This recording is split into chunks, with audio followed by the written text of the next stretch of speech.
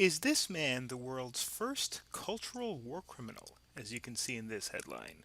Just today, he was sentenced to 9 years imprisonment for destruction of religious shrines in Timbuktu.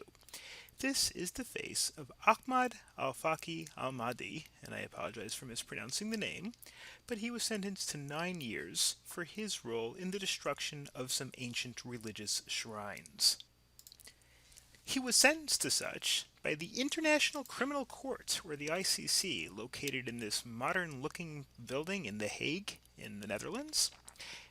In this room, which is the impressive room in which the International Criminal Court sits. He was sentenced for his role in destroying shrines in Mali, in Timbuktu, that looked like this before they were destroyed, and looked like this after the handiwork of him and his henchmen. It was done for religious purposes. I'm not going to try to analyze it as I'm no expert in Islam or the reason why these shrines had to be destroyed, but it certainly was eerily reminiscent of the Taliban's action when they took power back in 2001 of destroying the Buddhas of Biamin, if I'm pronouncing that correctly. And that was the action of the Taliban back then, and the similar action to our defendant in this case, who was sentenced to 9 years in prison by the International Criminal Court. Now, the interesting thing about this case is that this is not what you would typically consider a war crime. When people think of war crimes, they usually think of people suffering or people dying. Here we're talking about the destruction of shrines for religious reasons. In fact, his initial status, this defendant's initial position was that this wasn't a war crime. This was merely a different version of good over evil than what most other people may agree or disagree to. He argued, originally he was going to make the argument, that fundamentalism is merely a political plan or project. And in this context, this defendant in this case, al-Mahdi, was doing what was right and seeking the means to allow his conception of good over evil to prevail. That was his original claim. Now, eventually he abandoned this claim and pled guilty just a few weeks ago on August 22nd, and that's what led to his sentencing today to 9 years in prison. But what I want to do very quickly is I want to look at the statute under which he was sentenced and the regulatory rules that allow an international court to convict somebody and send somebody to prison for crimes under its own charter. The charter that sets up the International Criminal Court is the Rome Statute of the International Criminal Court, and this gives the ICC permanent status as a criminal court, and it allows them to try people over whom it can assert jurisdiction, of course. Obviously, the person has to be captured and brought to justice, otherwise the statute and the entire mechanism and the court is meaningless, but it allows people to be brought to justice for various types of crimes, and the statute itself is fairly long. In the comment, I'll put a link to the statute if you'd like to read it yourself. But here are some of the basic elements of jurisdiction of the courts.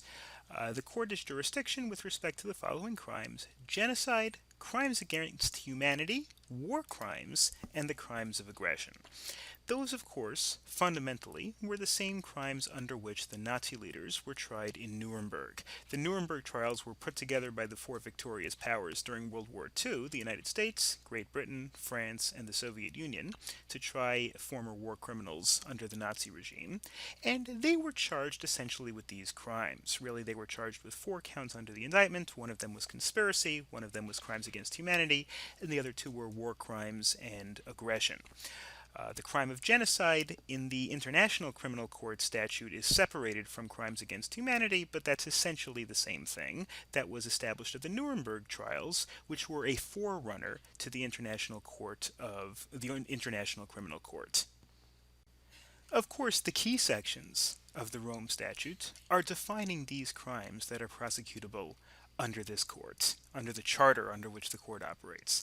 It defines genocide, for example, of any of these acts with the intent to destroy a national, ethnical, racial, or religious group, killing the members of the group, even just severely injuring them, trying to prevent births, transferring children to another group, deliberately inflicting conditions on life calculated to bring about physical destruction. Genocide doesn't only mean killing, genocide essentially means trying to destroy or severely limit the ability of a particular ethnicity or a particular religious group to continue on.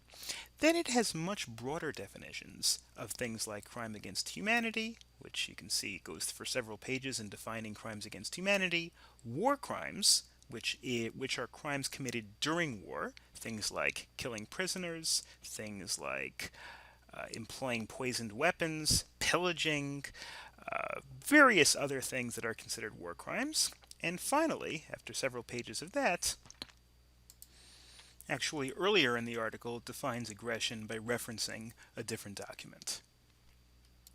The defendant in this case, Mr. Mahdi, was convicted or pled guilty and was sentenced to 9 years under this section, which is actually under war crimes. In Article 8, this is Article 8 2b4, I believe it is, intentionally directing attacks against buildings dedicated to religion, education, art, science, or charitable purposes, historic monuments, hospitals, etc., etc.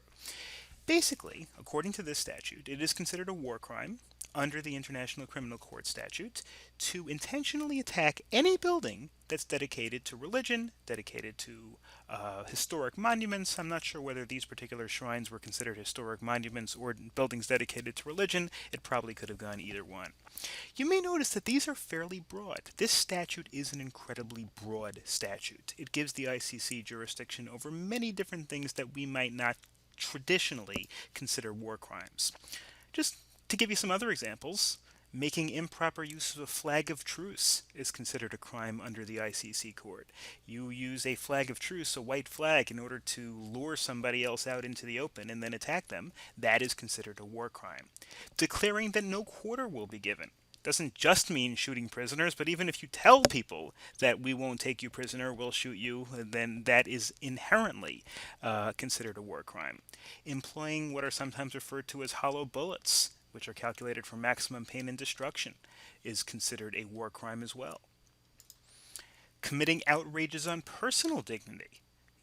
There was some discussion maybe under the Abu Ghraib story that happened about 10 years ago, or a little more than 10 years ago in Iraq, that could be considered a war crime under these same kind of statutes. The idea here is that the International Criminal Court has very broad, sweeping powers to prosecute things that may not traditionally be considered all that horrendous, or certainly not on the level of what you would consider, for example, in the Nuremberg trials. There's also criticism that the International Criminal Court can only get the weaker countries. This is one cartoon, for example, where the International Criminal Court is telling the United States that the United States is evading world justice. How do you plead? And the United States says, we're bigger than you, so we don't have to plead anything. But what this does show, really for the first time, is a willingness of the International Criminal Court to deliver fairly harsh jail terms. A 9-year prison sentence is a pretty harsh sentence in this case, for something that had nothing to do with directly inflicting death or directly inflicting suffering. Thank you very much for listening to this recording. This is Stephen Haas for National Paralegal College. Please leave any comments in the comment area. I'm happy to look at them and respond to them if you have any questions. And have a wonderful day, everybody.